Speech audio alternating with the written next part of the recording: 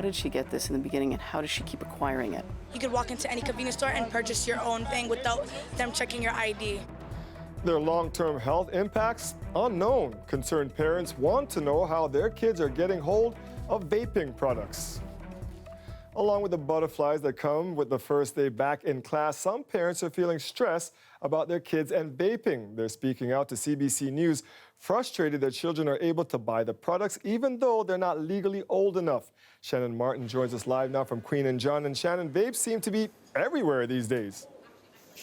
Yeah, especially the advertising, and there is a reason for that. Ontario is actually the only province that has specifically passed legislation to legalize the promotion of all vaping products in all retail locations. 7 other provinces have banned it altogether, but that's why everyone, including our kids, are being bombarded by ads like this. It's the first day back to books and friends, and for some, bad habits like vaping. It's not allowed in school, so people still do it. Like, people still bring it into school and do it inside, mostly bathrooms. How are they able to get away with that? I mean, the teachers don't go in the bathrooms, that's why. Easy to hide, and more are getting hooked. Vaping now surpasses cigarette smoking among teens. A recent Health Canada survey shows 23% of students in grades 7 to 12 have tried an e-cigarette. It was a call from their school in middle school.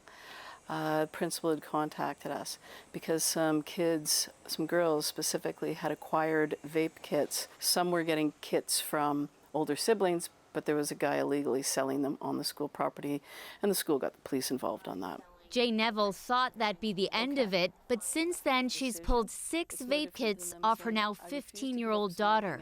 She said she's stopped vaping, but to me, that's one problem. The other problem is, how did she get this in the beginning, and how does she keep acquiring it? Her daughter and other teens told CBC Toronto they're buying vapes on their own from neighborhood convenience stores and vape shops. No ID, no problem. You could walk into any convenience store and purchase your own thing without them checking your ID. Retailers caught selling vapor products to minors can face fines. Public health units inspect stores and investigate any complaints. Since 2018, Toronto Public Health has handed down 13 convictions, the region of Peel, 2, and Durham, just 1.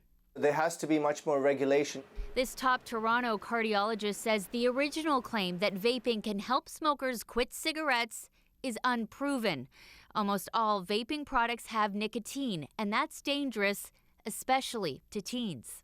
Until we know they are entirely safe, which doesn't seem to be the case from what we know so far, there has to be advisory notices on the vaping products.